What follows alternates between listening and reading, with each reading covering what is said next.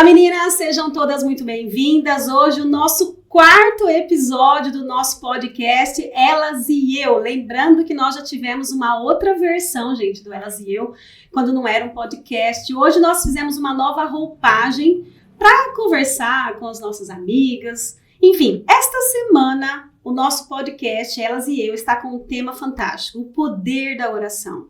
E já gravamos 3 para você participar e conhecer e entender o que é o poder da oração na vida de pessoas, na vida de mulheres comuns como você e eu. A diferença é que elas buscaram em Deus. Então eu trouxe hoje aqui para falar com vocês uma pessoa que eu admiro muito, que eu gosto muito, uma mulher maravilhosa, que ela vai te abençoar com o testemunho dela. Lembrando que o testemunho dela saiu no meu livro, gente. Quando a enfermidade bate a sua porta, se você quiser adquiri-lo, entra no meu direct, no meu Instagram, Margarete Biasi, e lá a gente conversa e manda para você sem problema nenhum. E esta mulher, gente, ela é fantástica, uma boa mãe, uma boa profissional. Ela está com a gente na mesma igreja há quanto tempo já, Thalita? 25 anos. Há 25 anos. Então, Thalita, seja bem-vinda ao nosso podcast hoje, Elas e Eu.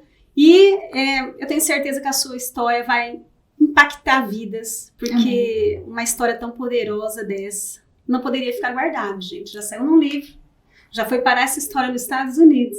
E agora nós estamos aqui para te abençoar também. Por favor. Olá, meninas, tudo bem? Meu nome é Thalita. E a minha história se inicia na segunda gestação. Eu tive uma primeira gestação, meu filho primeiro, Benjamin, está com 6 anos atualmente. E foi uma gestação bem tranquila, mas eu e meu esposo, a gente sempre quis que eles tivessem... que ele tivesse um irmão, que a nossa família fosse maior, então nós decidimos engravidar de novo. E então engravidamos, 1 ano e 8 meses depois, nasceu a Luísa. Mas durante essa gestação... É aí... que acontece a história. Aí começa a história. Aí começa a saga da Luísa, mas você vai se surpreender, fica com a gente até o final. No primeiro, engravidei, fiz aquele exame, será que tô grávida, de farmácia, fiz, deu positivo. Então, vamos pro médico fazer o pré-natal. Já no primeiro exame, colhemos o exame, fomos atrás dos resultados. No primeiro exame, eu fui para uma consulta de rotina, como de costume. Chegou lá, os médicos começaram a olhar os exames, estava tudo bem, estava tudo normal. E aí, o que aconteceu? Chegou um exame que ele olhou e falou, ué, e eu lá, quieta. Falei, mas esse exame não tá. Falei, mas que exame é esse? Era um exame que eu já tinha feito na minha primeira gestação, porém, é um exame muito minucioso, que não difícil. É todo médico que pede, gente. Olha, a gente observa a intervenção de Deus até nessas horas. Porque ele poderia não ter pedido esse exame, até porque você comentou uma vez que não é todo convênio que aceita esse pedido de exame. Mas olha o que aconteceu. Foi até algo bem assim, porque foi algo que fiquei pensando, porque eu falava, gente, se o médico não pede esse exame, é tão sério, é um exame tão sério. E eu fico pensando depois no futuro dessa criança, no futuro da mãe, enfim. Exatamente. Eu tive contato com um vírus no comecinho da gestação, que chama citomegalovírus. Mas existe um nome mais fácil, que é... É a abreviação, né? CMV. Sim. Ele falou assim pra mim, o seu CMV... tipo uma herpes. Isso, ele é da família da herpes, esse vírus. Sim. Aí o médico falou assim, seu CMV veio alterado. Só que eu não conhecia o exame, porque da minha primeira gestação veio normal. Então, os médicos não dão ênfase. Sim. E aí eu falei... Mas e aí? O que esse resultado pode interferir no bebê? Ele falou, tudo. Sua filha pode nascer cega, seu filho pode nascer surdo, seu filho pode ter problema motor, seu filho pode não falar, enfim, pode ter várias sequelas. Nessa hora, assim, eu vi aquelas coisas de filme, assim, sumiu, assim. Eu fui para uma sala, parecia que a sala tinha crescido e eu não escutei mais o médico. Ele continuou falando, explicando, e eu não sei o que ele falou. Até hoje eu não sei o que ele falou. Mas pra gente que é mãe, a gente entende, ouvir um diagnóstico desse não é fácil. Mas a gente ama muito os nossos filhos e ninguém tem filho, né, Thalita, pra dar errado, gente. Eu vou ter um filho pra acontecer isso. Não, a gente espera sempre o melhor. Mas de repente algo acontece no meio do caminho que desestabiliza a gente, né? Que parece que roubaram o nosso chão. Foi exatamente isso que aconteceu. E aí eu fiquei pensando, eu falei, e agora? E aí ele falou assim pra mim, mas calma. Aí eu voltei. Falou, a gente vai repetir os exames. Mas o meu coração já estava angustiado. Porque uma palavra dessa, agora para retroceder o que foi falado, eu sei como que é. A gente que é mãe... O meu coração já estava angustiado e na ocasião eu fui sozinha, porque era pra mim, eu ia só ver de rotina. É rotina, tá tudo bem. E como eu não tive nenhum sintoma, nada, eu falei, tá tudo bem. Então eu tava sozinha e eu me lembro que eu dirigi até o meu antigo trabalho, cheguei lá, entrei numa sala, tentando processar tudo que estava acontecendo. Falei, nossa, se minha filha for surda, e se ela vegetar, e se eu não andar, se ela não falar, se ela for cega, eu sei. São como que vai ser, né? Lembrando, gente, que esse tipo de questionamento, Deus não se ofende com ele, porque nós somos seres humanos, e isso que ela estava falando, e se, isso é um lamento.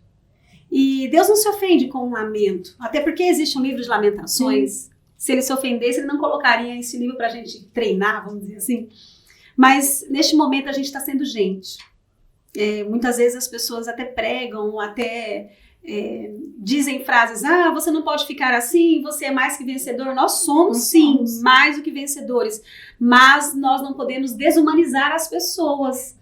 Ainda que sendo uma mulher de Deus, ainda que já servindo na igreja, há quanto tempo você estava naquele período servindo a Deus na mesma igreja? 20 anos.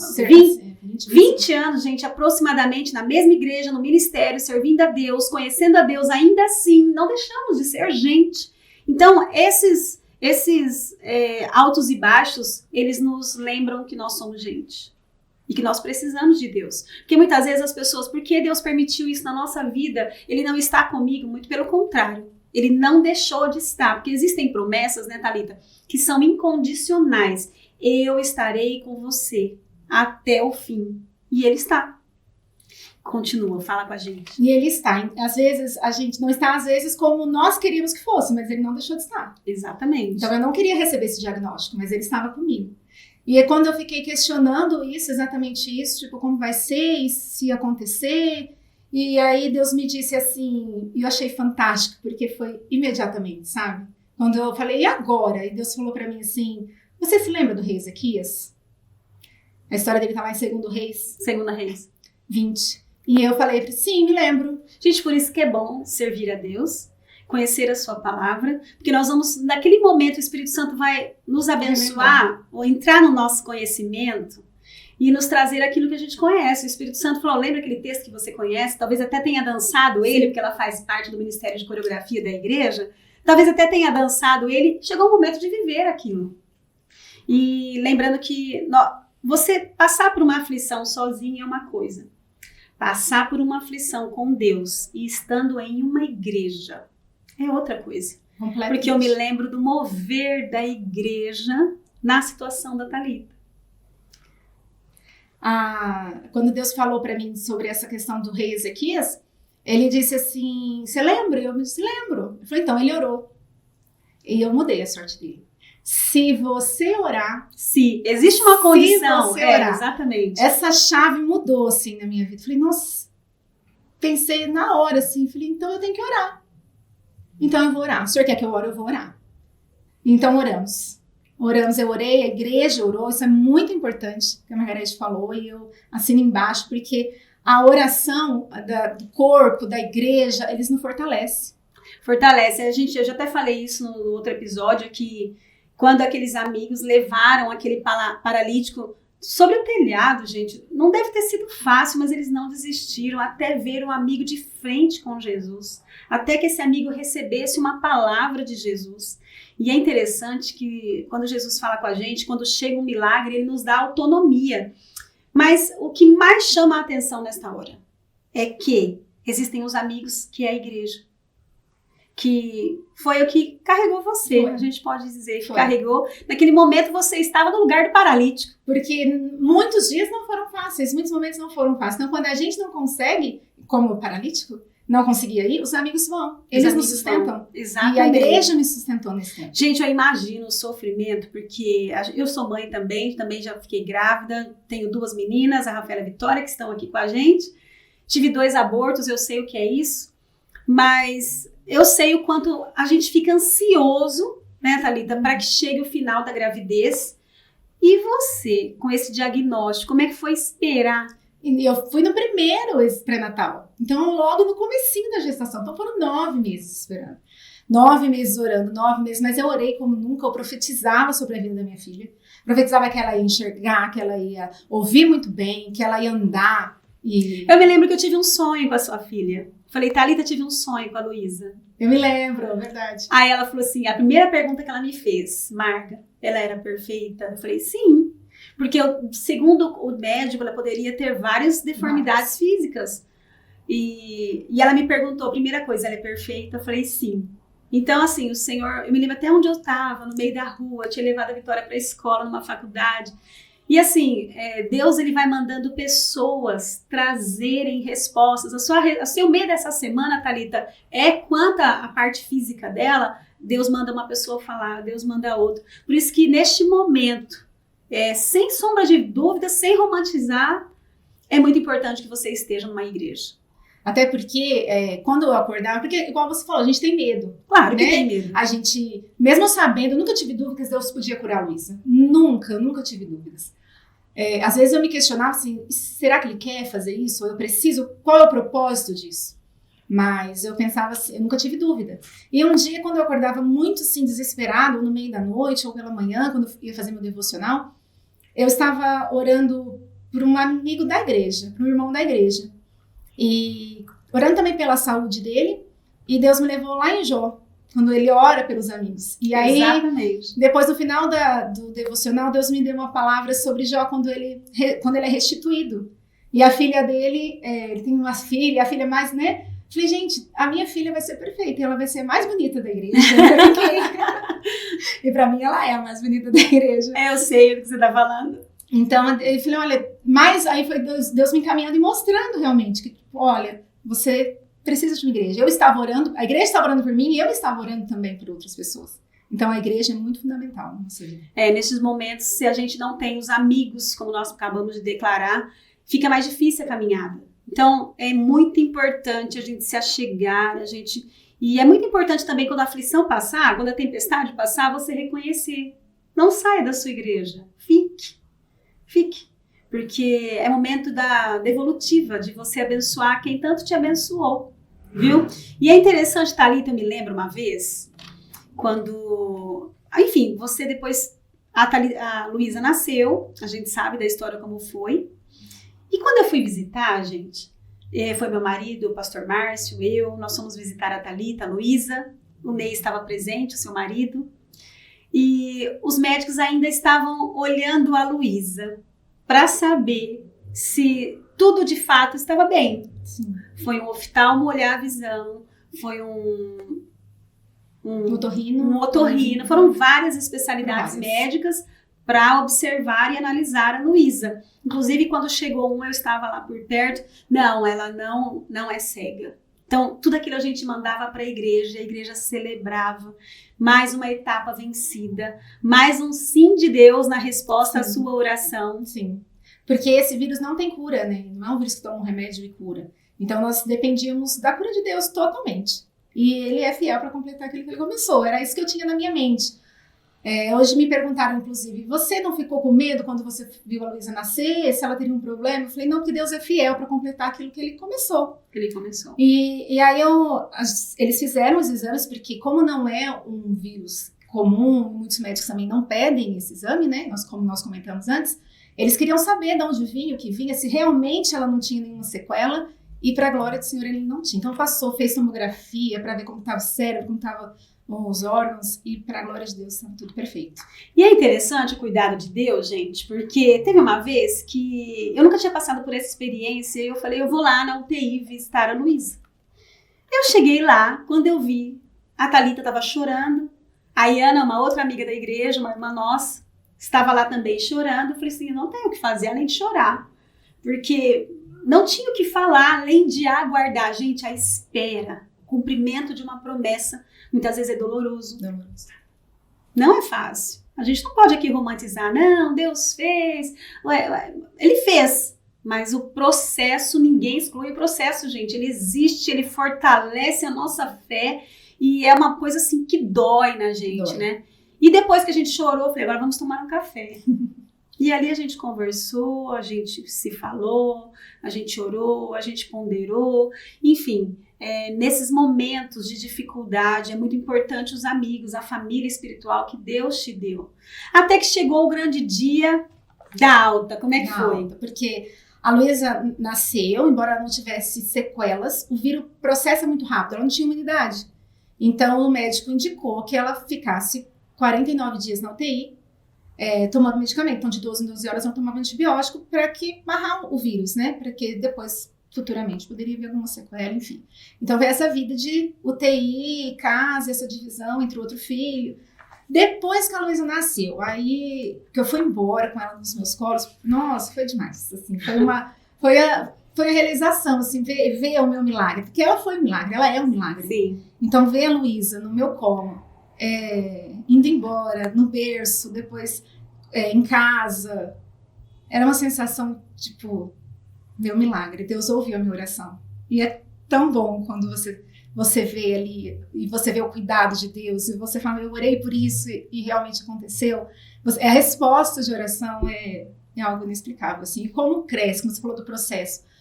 Eu não sou a mesma mulher que eu era antes da gestação. Aquele processo de 9 meses orando, aquele processo de 9 meses clamando a Deus, é um outro tempo. Foi uma busca diferente. Talvez se eu não tivesse passado esse deserto com a Luísa, esse tempo com a Luísa, não seria quem eu sou em Deus hoje. Sim, e eu tô aqui me lembrando, você também era uma profissional, você trabalhava fora, tinha a sua vida, a sua carreira, e você abriu mão também para ficar em casa. Outro processo.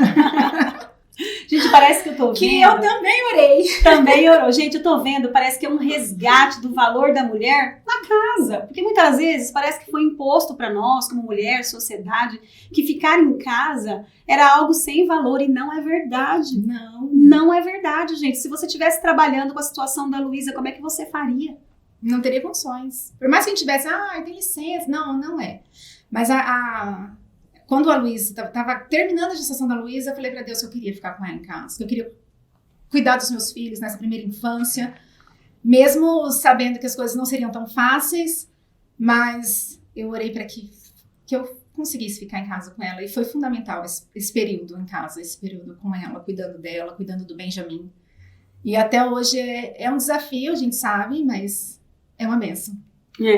Mas eu escrevi a história da Luísa aqui, até um trecho que eu tô lendo aqui, a Luísa nasceu perfeita, gente, é interessante ler, depois se você puder adquirir o livro, é fantástico as histórias, e ela fala, eu narrei a história de acordo com o que ela me contou, claro, a Luísa nasceu perfeita, o medo de que ela nascesse com alguma sequela foi afastado, ou seja, como ela acabou de declarar, existem vários sentimentos que norteiam a nossa vida cristã, gente. A gente não pode cair nessa situação de falar, você não pode ter medo, você não tem fé, você não pode ficar ansiosa porque você serve a um Senhor. Gente, nós servimos a Deus.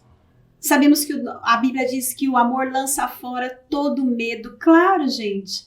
Mas ninguém vai passar por essa terra sem passar por um fracasso, por um período de medo, um período de ansiedade. Não tem quem não tenha ansiedade, já teve ou terá. Todos esses sentimentos, essas aflições, eu não preciso caminhar com eles. Mas eles fazem parte da nossa vida como ser humano que nós somos. Não é, Thalita? Eu costumo dizer que o fato da gente ser cristão, nós não somos desumanizados. Sim. Nós temos medo. Você sentiu medo? Muito. Você ficou ansiosa? Muito. Eu ficava pensando como seria a vida da Luísa, como que eu ia cuidar dela, até, tipo, que tipo de fisioterapia teria que fazer, como seria a vida dela com o irmão. Olha, isso é ansiedade, a gente sofre com o futuro. Enfim, todos esses sentimentos, eles não precisam e não devem caminhar com a gente. Isso é o que a Bíblia diz quando o Senhor fala para nós trocarmos o fardo com Ele. Mas também nós não precisamos mostrar aquilo que a gente não é. Mostre para a sua igreja a sua fragilidade, ore por mim. Não estou conseguindo caminhar sozinha. Porque muitas vezes, Thalita, existem algumas situações onde as pessoas, você não pode ficar assim, você precisa se levantar. Claro, todo mundo precisa se levantar. O Senhor não nos fez para nós ficarmos no chão, mas o Senhor nos fez para nós sermos gente. Sim. E nós temos medos, aflições, ansiedades, e que em Cristo Jesus, todos esses sentimentos, essas fragilidades, elas vão sendo aperfeiçoadas. A gente vence um medo hoje, amanhã a gente tem outro tipo de medo, mas a gente não precisa continuar com ele. Por exemplo, olha, quando minhas filhas eram pequenas, eu tinha medo de sofrer algum acidente doméstico, enfim. Então a gente cuida aqui, corre ali, aí cresce. A gente tem medo de ficar muito gorda, muito magra, a gente vai cuidando, vai levando em médico. Até que um dia a Rafaela tirou carta. Falei, Senhor, abençoe para que ela tire carta em nome de Jesus. Depois foi dirigir. Ai, medo de... Gente, aí eu falei, Deus, é difícil ser eu. A gente nunca vai... O Senhor me ajuda com a minha filha. Aí uma irmã da igreja me disse, Margarete, eu vou te falar para você fazer o que eu fiz, que funcionou. Todas as vezes que a sua filha pegar o carro, alguma das suas filhas, que agora as duas dirigem, quando ela chegar na garagem com o carro, glorifique ao Senhor. Então eu comecei a fazer esse exercício. Chegava em casa, eu, glória a Deus, deu tudo certo. Glória a Deus, chegou bem, não aconteceu nada. De repente, quando eu percebi, esse medo foi embora. Venci mais um medo. Então a nossa vida, ela é assim, nós vamos crescendo, nós vamos nos fortalecendo, a gente vai amadurecendo de fé em fé, de glória em glória. O que a gente não precisa é se culpar por ter medo, se culpar porque alguma coisa deu errado, porque esse peso o Senhor não coloca em nós. Muitas vezes a gente mesmo coloca em nós. É, isso que você falou é bem verdade, a gente coloca em nós, porque tinha dias que eu falava, por que eu tô com medo, gente, Deus? Tem que confiar em Deus. Exatamente. E era como se eu mesmo, né, pensasse, ai, e se eu me cobrasse tanto por isso? E não, é normal a gente ter medo. Exatamente. É normal. Vinham umas coisas na minha mente e eu ficava, meu Deus do céu, mas não, é normal. Aí passava depois, eu orava, passava. Eu só preciso trabalhar esse medo. Talvez, se você não consegue vencê-lo sozinha, você pode buscar ajuda médica. Sim. Você só não pode permanecer com ele. Amém? E eu quero ler um trecho do livro que fala que eu coloquei a história da Luísa com a Thalita num jardim. Porque a Bíblia, gente, ela é recheada de jardins. Tem jardim do Éden, tem o final do jardim da Nova Jerusalém, tem o jardim do túmulo, enfim, tem vários jardins. Mas aqui eu coloco a situação da Luísa, que eu coloquei mais ou menos assim, 42 dias de UTI. Pareciam que nunca ia ter fim. Cada dia é uma luta diferente, mas vencemos todas elas, porque tínhamos o Todo-Poderoso, o jardineiro, ao nosso lado. Nós cremos, eu vou falar a frase que a Thalita sempre fala, nós cremos contra a esperança, como Abraão, não é? Nós cremos contra a esperança. Hoje seguro minha filha em meus braços, perfeita, linda e curada. Não existem sequela algumas. Jamais vamos nos esquecer dele, que podemos confiar nele. Com toda certeza ensinaremos a nossa filha que, apesar do deserto existir, existe também um jardim. E nesse jardim, ela terá sempre acesso. Assim somos para Deus um jardim fechado, regado e cuidado. Nele estamos sempre bem protegidos. Eu me lembro que no aniversário de um ano da Luísa, foi um jardim. E a Thalita faz parte do Ministério de Dança.